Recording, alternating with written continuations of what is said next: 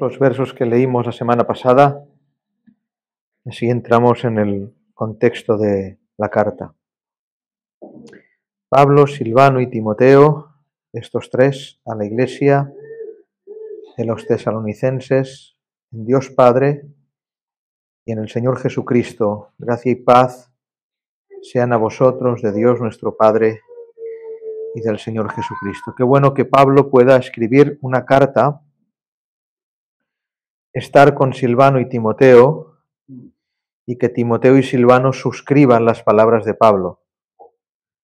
Dice Pablo, Silvano y Timoteo, es decir, lo escribo yo, pero ellos también. Qué bueno que haya un mismo pensar y un mismo sentir en la palabra del Señor, en la exhortación a la iglesia. Qué bueno que Silvano no se levante y dice, bueno, yo me desmarco de esto. Que Timoteo diga, bueno, yo no lo veo. Sino que Pablo, Silvano y Timoteo lo vean todos igual. Qué bueno, qué bueno. Qué bueno. Damos siempre gracias a Dios por todos vosotros. Estuvimos hablando la semana pasada de que los tesalonicenses eran motivo de gratitud, haciendo memoria de vosotros en nuestras oraciones, que cuando se acordaban de ellos, no era para pedir, sino para dar gracias, y eso es hermoso también.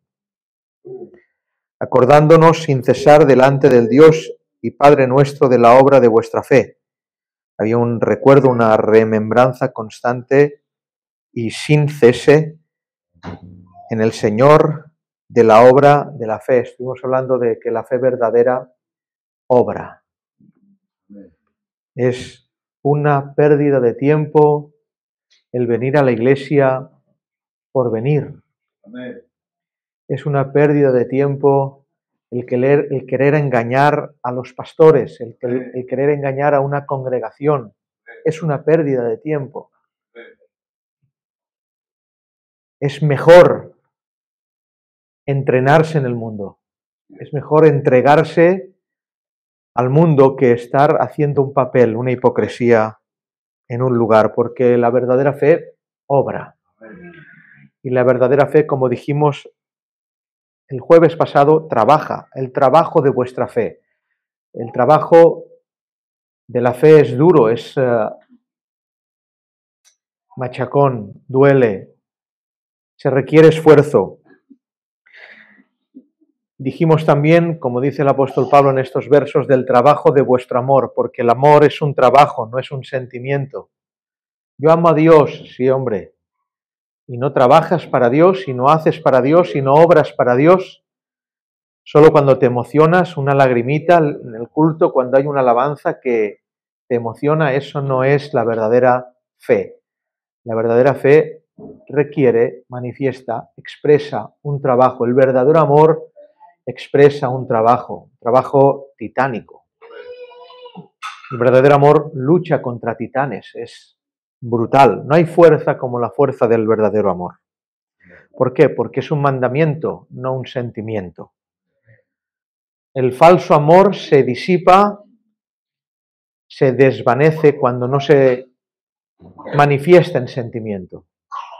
Es por eso que hoy se predica el que uno pueda divorciarse. Hay gente que se ha divorciado de Dios y aún sigue en la iglesia.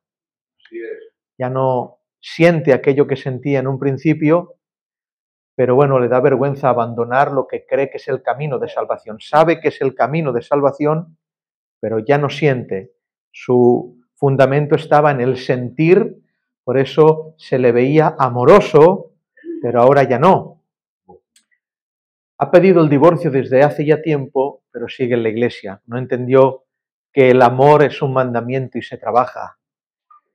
Es por eso que cuando se va el sentimiento y las mariposas, pues aparecen los cuervos.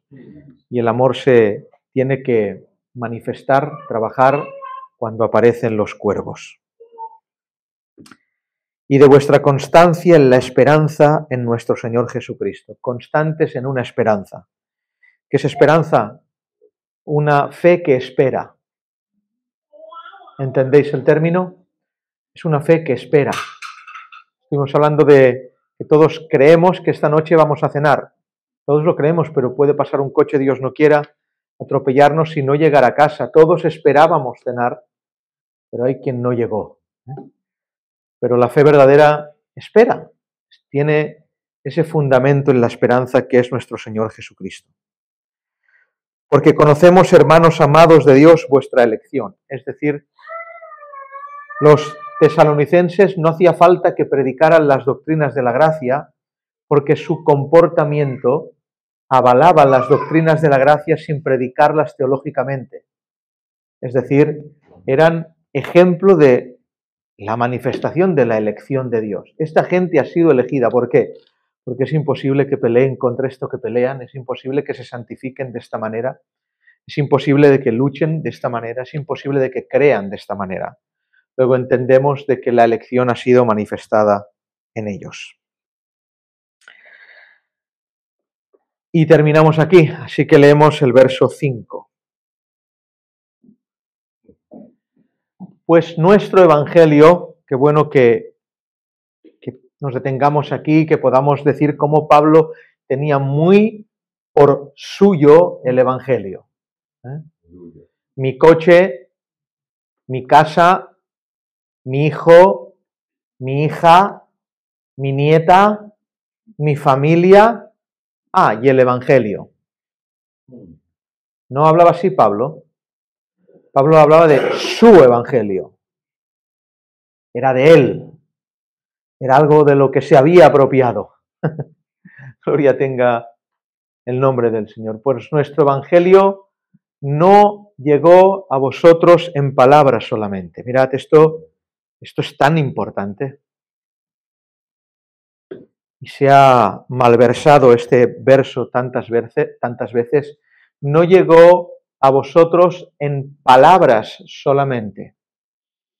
No fue una teoría griega, no fue una filosofía, no fue un libro, no fue muchos libros de teología, no fue doctrina, no llegó así solamente.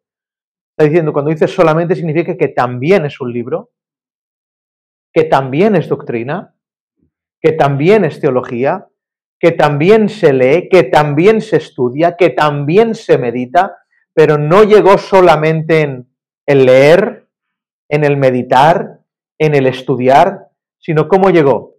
Sino también en poder. En el Espíritu Santo y en plena certidumbre, como bien sabéis cuáles fuimos entre vosotros por amor de vosotros. Se manifiesta el Evangelio en poder.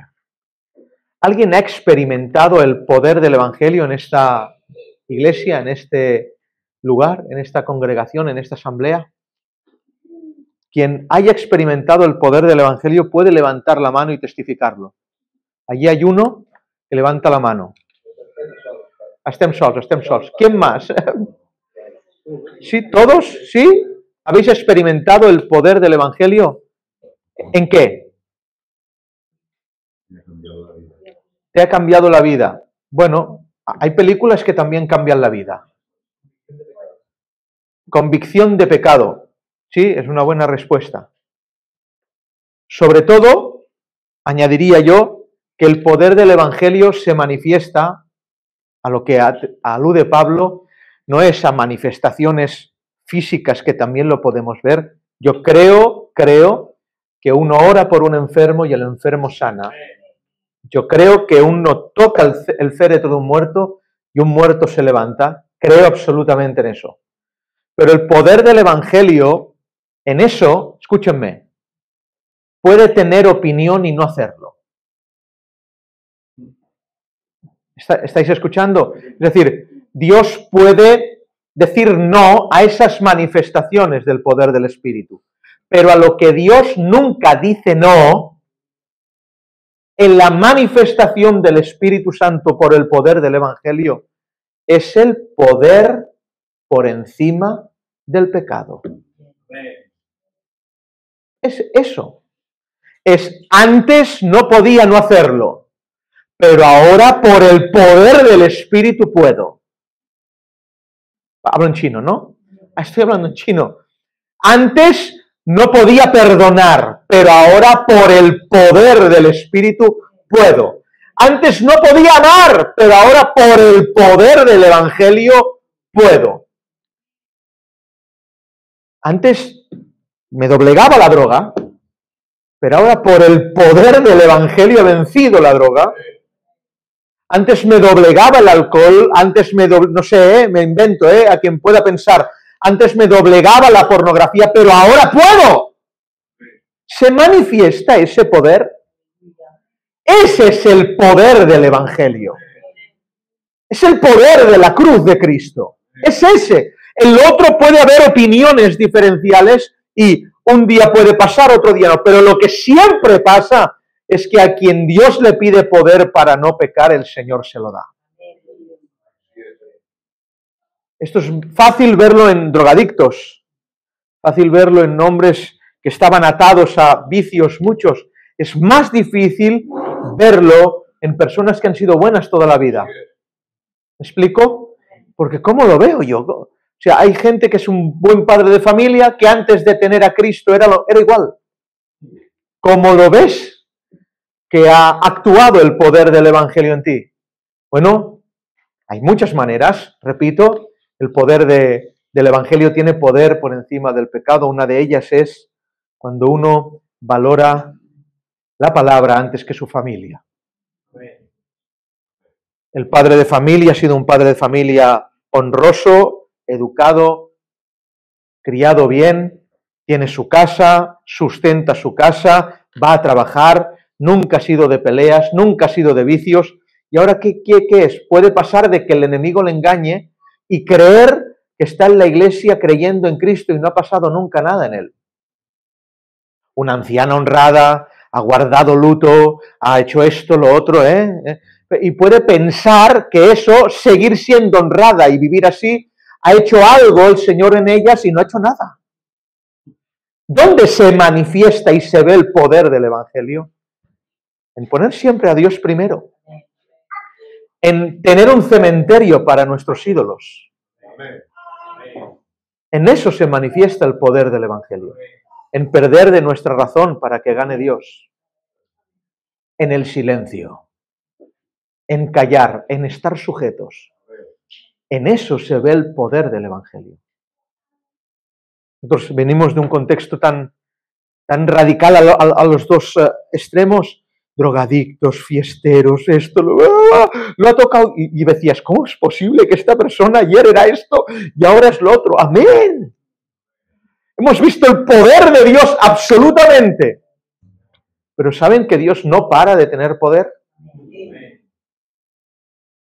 Y el que empezó la buena obra, qué triste, qué pena pensar de que ya el Señor lo hizo todo. Es decir, el Señor lo hizo, consumado es, no me malinterpreten, pero pensar de que ya terminó en nosotros. Es que no te acercas a la luz, porque cuando uno se acerca a la luz ve tantas habitaciones negras que dice, Señor, sigue obrando. Sigue obrando. Entonces, no solamente en palabras, mirad, esta iglesia carecería de todo sentido, este predicador tendría sus días contados si cuando la palabra que se predica aquí, primero no tiene efecto en él mismo. El conocimiento tiene que tener un efecto en cada uno de nosotros, en nosotros mismos. Tiene que tener poder. El poder que da Dios es poder por encima de nuestras fuerzas, por encima de nuestra voluntad, por encima de nuestros deseos. Yo quisiera esto, pero yo voy aquí. Yo quisiera lo otro, pero no lo hago, hago esto. Yo no quisiera estar, pero estoy. No quisiera contar, pero cuento. Estar sujetos a Él. La crianza de nuestros hijos. ¿Cómo veo el poder de Dios en vosotros? Porque los criáis cristianamente. Porque habéis sesgado, cortado de raíz absolutamente tradiciones ancestrales. Eso es el poder de Dios. Eso no lo puede hacer un hombre. Y hay de aquel que se jacte. Y eso es hermoso, hermanos. Los ángeles flipan con esto. Esta gente están locos. Gloria a Dios. Eso es luchar contra titanes. Nosotros, ya en la escuela dominical, nos pensábamos que los Goliat seguían teniendo 3,5 metros y seguían viniendo con una lanza física, una jabalina, un escudo. Los Goliat son eso, son esas cosas, esos ídolos tan grandes, tan enormes, tan grandiosos, tan poderosos, arraigados en nosotros. Gloria a Dios.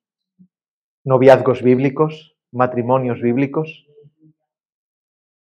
Ese es el poder de Dios. ¿Entendéis? No vino solamente con palabra. Y por desgracia vemos iglesias llenas solamente de buena palabra. Pero no hay poder. Teología correcta. No, es que aquí se predica sí, pero ¿y el poder? ¿Dónde está el poder? ¿Dónde está el cambio? ¿Pero en qué tengo que cambiar si soy un buen padre de familia? No has entendido nada. Tienes que cambiar de ser un buen padre de familia. Tú te hiciste un ídolo de ser un padre de familia. Y ojo que el Señor no la toque. Gloria a Dios por el poder que viene acompañando la palabra verdadera. Siempre la acompaña. Siempre la acompaña. Siempre la acompaña. La palabra de la cruz es locura, pero para nosotros, dice Pablo, se pone. ¿Por qué? ¿Por qué ha sido? Porque Pablo ha tenido lo bueno por basura. ¿Cómo? Lo bueno, no lo malo. Las costumbres de Pablo eran buenas y de Dios. Las suyas y las mías no eran buenas. No todas, ¿eh? Hay preciosas y hermosas. Pero muchas no eran buenas. Si las de Pablo eran las de Dios, y dice, lo he explicado veces, no es que las costumbres de Pablo fueran basura, es que lo puso al lado de Cristo. Y al lado de Cristo, lo bueno es basura. ¿Dónde queda lo malo? Gloria al Señor. En todo, en los lutos, 40 días, en todas las cosas. Ir a la palabra del Señor, eso es poder de Dios. Eso no es una convicción sectaria. ¿Me entendéis? ¿Estáis entendiendo? No es una convicción sectaria el enfrentarse a unos padres que amas y decir, no, hasta aquí. Hay que tener poder de Dios para eso, para no sentarte un día y sentarte el otro. Intentar hacerles entender que no es este día, que yo te quiero 365 días al año y te lo quiero demostrar 365. Y este día te lo tengo que demostrar así, te quiero, por eso no me siento. Porque te respeto, porque si no te respetara me sentaría. Eso es poder de Dios. ¿Entendéis? ¿Entendéis? Y ese poder da plena certidumbre, como dice el apóstol. ¿Qué es plena certidumbre? Estar certero, estoy seguro absolutamente de esto. Estoy seguro de esto. Plena certidumbre, poder de Dios. Poder de Dios también es no endiosar lo que Dios te da.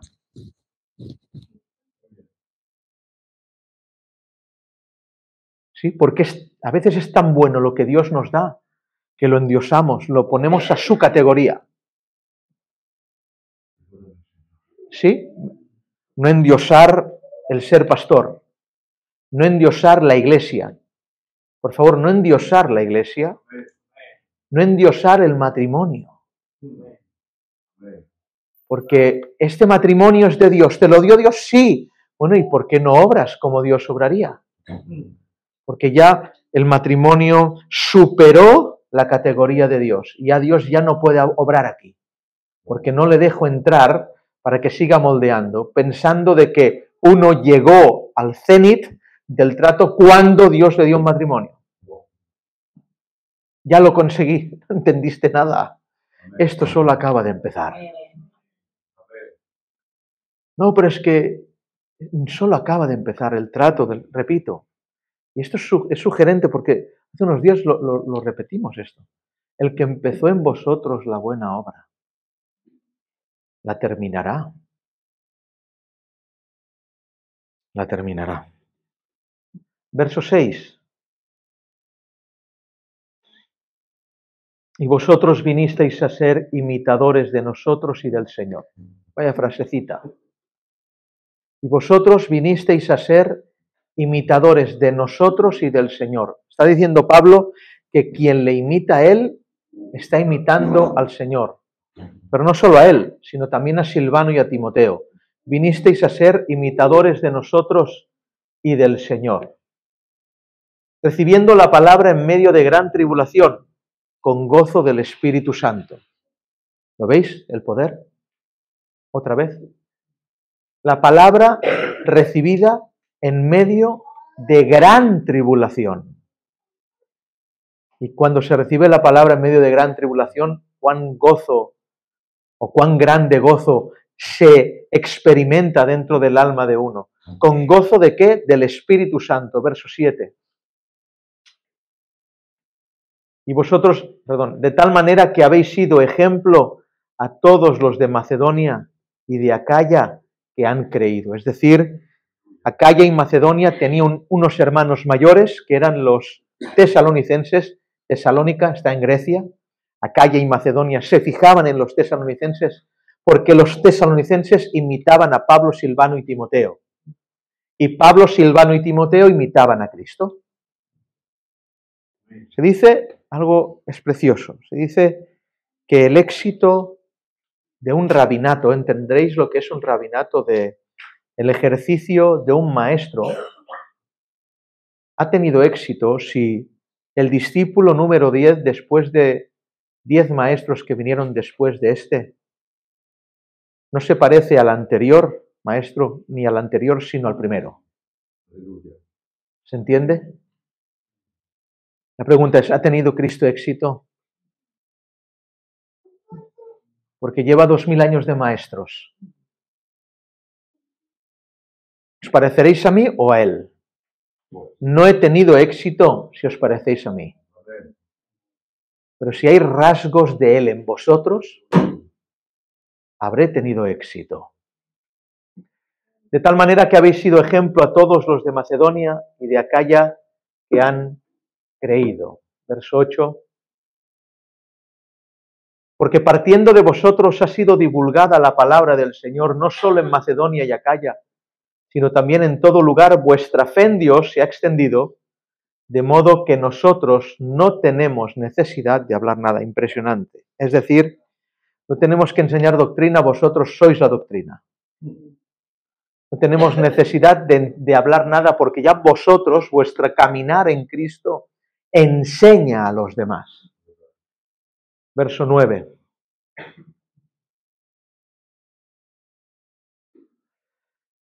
Porque ellos mismos cuentan de nosotros la manera en que nos recibisteis y cómo os convertisteis de los ídolos a Dios para servir al Dios vivo y verdadero. Porque ellos mismos, Acaya, Macedonia, cuentan de nosotros la manera en que nos recibisteis. Es decir, han recibido de tal forma a Pablo, a Silvano y a Timoteo, los han recibido de tal manera, los han atendido de tal manera, los han servido de tal manera, que eso ha sido un escándalo para bien.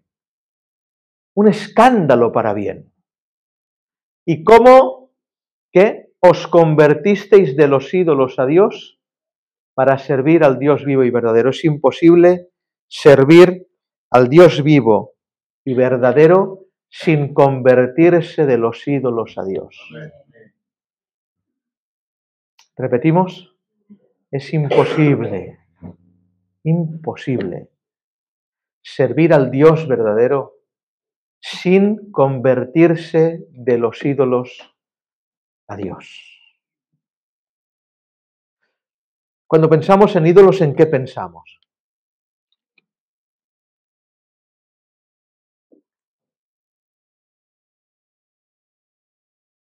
¿En qué pensamos? ¿Alguien puede decir algo? Catolicismo, en una virgen. Esos son ídolos, sí, pero ¿creéis que? ¿Cómo? Bueno, también, si de eso se hace un ídolo, ¿creéis que el enemigo no es lo suficientemente astuto para hacer caer a los cristianos en idolatría? Y hablo de la espiritualización de la idolatría. Porque aquí pues, se habla mucho de la idolatría tácita, la bíblica, la tocante, ¿sí? Fiestas, celebraciones, etcétera, etcétera. Pero hay también ídolos que tenemos que vencer, que el enemigo erige, edifica, hace que emerjan. Y tiene que haber una conversión de los ídolos a Dios para poder servir al Dios verdadero. ¿Lo creéis? Último verso. Y esperar de los cielos a su Hijo, al cual resucitó de los muertos, a Jesús, quien nos libra de la ira venidera. Amén. Quien nos libra de la ira venidera. Qué bueno que termine Pablo el primer capítulo así. ¿Por qué? Porque los ha halagado tanto. Sois ejemplo de esto. Sois lo máximo.